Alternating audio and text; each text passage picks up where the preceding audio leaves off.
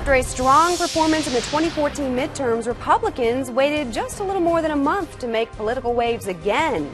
Well, former Florida Governor Jeb Bush announced today that he is actively exploring a race for the White House. Fox 28 News reporter Kevin Barry is here now with how Bush might really break the mold for Republican candidates. Well, for the first Republican candidate to officially, at least, declare that he's exploring a run for the White House, Jeb Bush certainly doesn't neatly fit into GOP plans.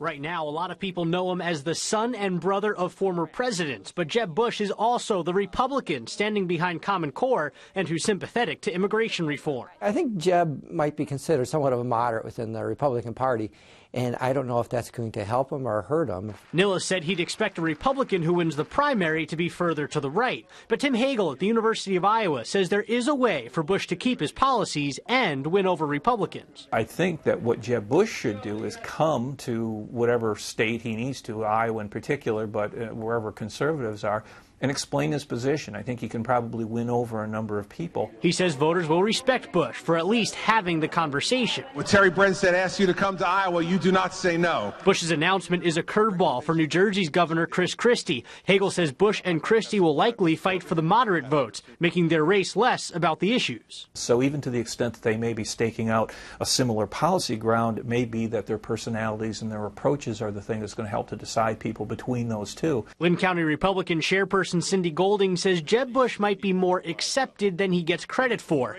She says there is plenty of room in the Republican Party tent. I think the media tries to paint Republicans with a certain brush that really is not who we are.